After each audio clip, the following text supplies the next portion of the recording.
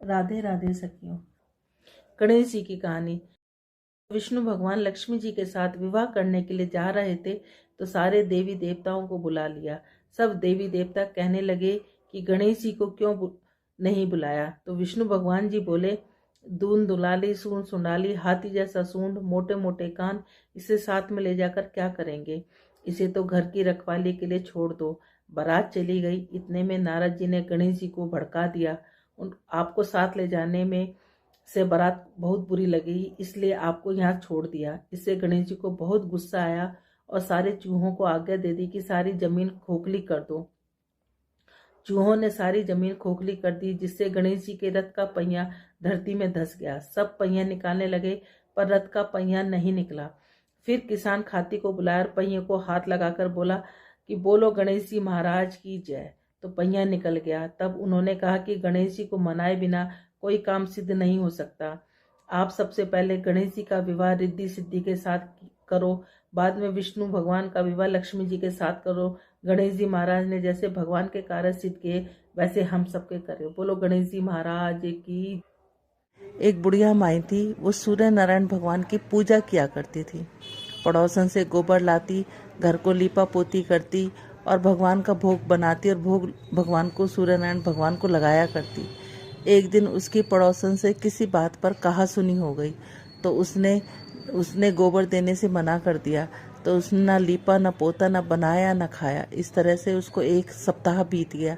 सूर्य नारायण भगवान ने सोचा, ये मेरी इतनी भक्त है, अगर ये बिना खाए पिए मर गई तो मेरा तो बड़ा वो हो जाएगा, नाम खराब हो जाएगा। तो उन्होंने बुढ़िया माई को सपने में दर्शन दिए कि बुढ़िया माई बाहर उठ के देख, एक गाय और बछड़ा बंधे रखे हैं।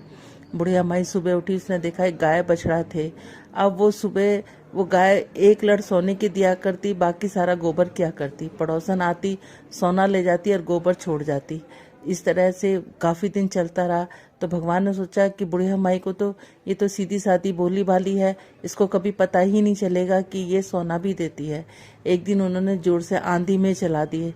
तो बुढ़िया माई ने डर के मारे अपनी गाय और बछड़े को अंदर बंद कर लिया।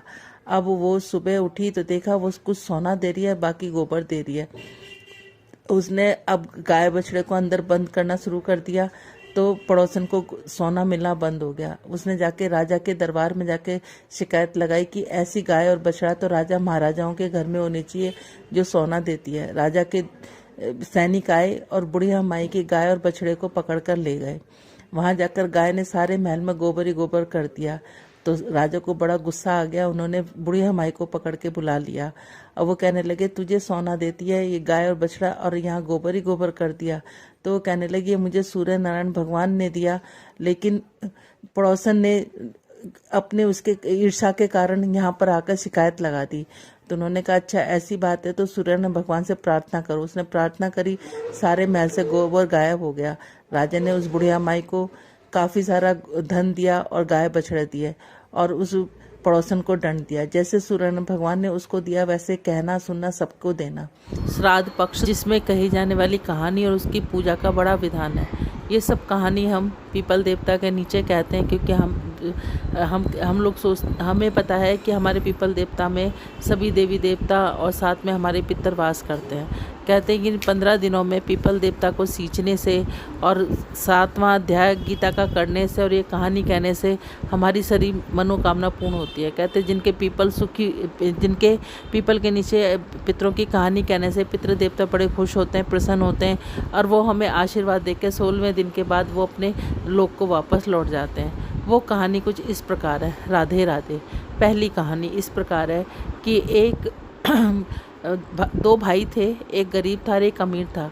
लेकिन जो छोटा भाई था वो बहुत गरीब था। उसकी पत्नी बड़े भाई के घर काम करने जाया करती। उसकी भाभी जो जेठानी थी उसको बच्चा कुचा दे देती, वो अपने बच्चों का पालन पोषण किया करती। एक बार क्या हुआ कि ये पितृपक्ष आने वाला था तो बड़ी भाभी ने सोचा कि जो ना अब की बार मैं क्या करती, अपनी छोटी देवरानी से कहा कि कल माँ बाबू जी का श्राद्ध है, तुम कल खाना बना के जल्दी सवेरे आ जाना, खाना बना के चली जाना। उस बड़ी भाभी ने सोचा मैं अपने सारे पियर वालों को बुलाती हूँ और अपना धन दौलत और वैभव दिखाती हूँ, उनको दिखाने का भी मौका मिल जाएगा। अब अगले दिन माँ बाबू जी का श्राद्ध था तो उसने अपनी बड़ी भाभी ने छोटी बहू आई, उसने सारा खाना पीना बनाकर अपने घर चली गई। बड़ी भाभी ने, उसकी जो जेठानी थी, उसने सारे अपने पियर वालों को बुला लिया। आए उसके माँ बाबूजी, सास ससुर आए। उन्होंने देखा हमारा तो किसी ने कोई कुछ निकाला ही नहीं है, हमारा हिस्सा तो किसी ने निकाला ही नहीं है, यहाँ तो इसके पीहर वाले सब जीने लग रहे हैं। वो उसके घर से वापस चले गए, छोटी वाली के घर पर चले गए। छोटी वाली के घर में कुछ ना था, उसने अग्यारी करी। अग्यारी करके यही कहा कि मेरे पास जो है मैं अग्यारी करके और मैं ही इसी से के ऊपर पानी के छींटे दे के कहने लगी मेरे पास तो पितर देवता यही हैं, इसके अलावा मेरे पास कुछ नहीं है। ऐसा कहकर वो सो गई। अब उसके बच्चों ने पूछा माँ हमें भूख लगी है, कहने लगी बेटा मेरे पास तो कुछ नहीं है।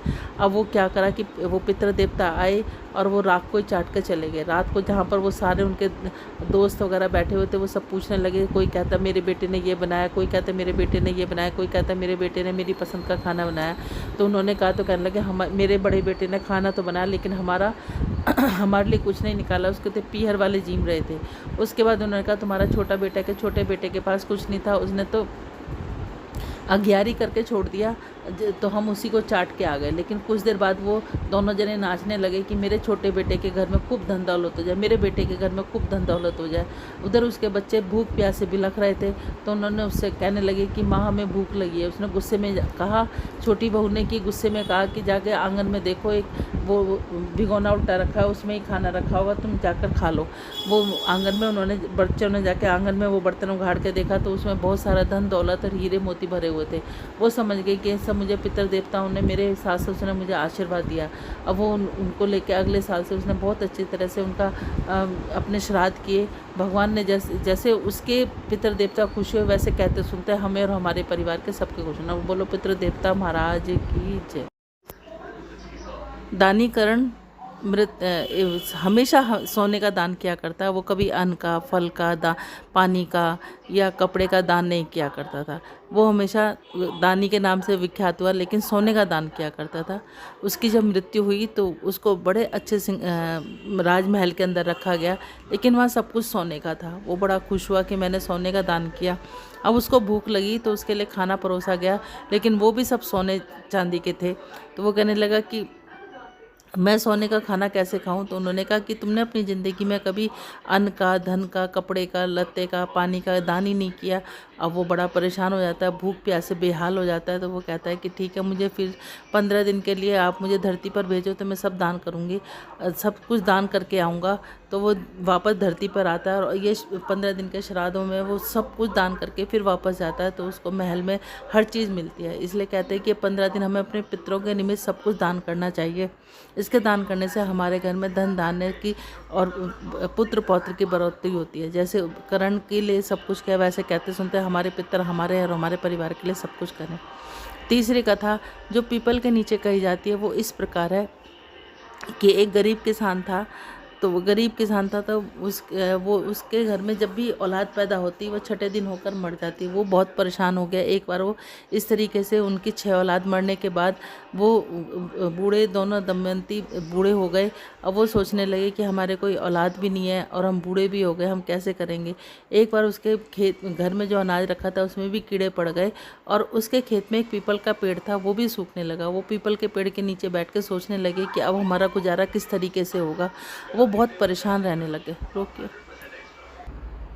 तो वो बहुत परेशान होकर पीपल के नीचे बैठे हुए दोनों ज़ोर ज़ोर से रोने लगे, ज़ोर ज़ोर से विलाप कर रहे थे कि अब हमारा क्या होगा, बुढ़ापे में हमारा क्या होगा, हमारे को कौन हमारी रक्षा करेगा, अब हमारा शरीर जर्जर होता जा रहा है। उससे शिव पार्वती निकल जा रहे थे। पार्वती माता ने पूछा कि इस तरीके से ये कौन इतनी ज़ोर से विलाप कर रहा है कि औरत के साथ साथ कोई आदमी भी इतना करुण कुंदन कौन कर रहा है। उन्होंने जाकर देखा तो वो बूढ़े किसान है। उन्होंने उससे पूछा तो वो कहने लगे हमारे 6 संतानें वो भी ख़त्म होगी, जो हमारे घर में अनाज रखा हुआ था उसमें भी कीड़े पड़ गए और ये पीपल भी सूखने लग गया। कहने लगा कि ये तुमने ना पीपल के नीचे कभी पितरों के नाम की ना कथा कही है, ना कभी उनके नाम का कुछ किया है। तुम अब श्राद्ध के 15 दिन आने वाले हैं, पीपल के नीचे बैठ कर रोज़ाना हाथ में काले तिल, सफ़ेद तिल और जौ लेकर उसमें मिश्री डालकर या गुड़ डालकर उससे पीपल की कहानी कहो, पीपल के नीचे कहानी कहो और पीपल देवता से अपने पितरों के लिए माफ़ी मांगो कि जो हमसे गलती उन्होंने ऐसी करना शुरू करा। तो उसका जो पीपल का पेड़ सूख रहा था वो भी हरा भरा हो गया। उसके घर में अनाज, जब दोनों पति पत्नी अनाज उगाने लगे तो उनके घर में बहुत ज़रूरत से ज़्यादा दुगना अनाज पैदा हुआ और उनके घर में 9 महीने में भगवान ने एक बेटा भी दिया। उनके पितर इतने प्रसन्न हुए, जैसे उनके पितर प्रसन्न हुए, जैसे पीपल देवता प्रसन्न हुए, वैसे कहते सुनते हमें और हमारे परिवार को, सुनने वालों को, सबको प्रसन्न करना। बोलो पीपल देवता की जय। इस तरीके से हमें ये तीनों कहानियाँ हर रोज़ पीपल के नीचे जल चढ़ाते हुए कहनी चाहिए। इसके बाद पीपल की आरती है, वो मैं आपको रात को मैं अब आपको दोबारा में बता दूंगी। और उसके बाद चाहे हमारे घर में श्राद्ध हो या ना हो, लेकिन हमें श्राद्धों के दिनों में 7वां अध्याय गीता का जरूर पढ़ना चाहिए। इससे भी हमारे पितरों को की मुक्ति मिलती है और उनकी आत्मा को शांति मिलती है। और साथ में गऊ के लिए 4 रोटी निकाल कर गऊ को ज़रूर देनी चाहिए, क्योंकि वो हमारे भूले बिसरे या कोई अड़ोसी पड़ोसी या अनजान जो हमारे पितर, हमें नहीं पता, वो हमसे कुछ लेना चाहते होंगे तो हम उनके निमित्त देंगे तो वो भी हमें आशीर्वाद दे के जाएंगे। बोलो पितर महाराज की जय।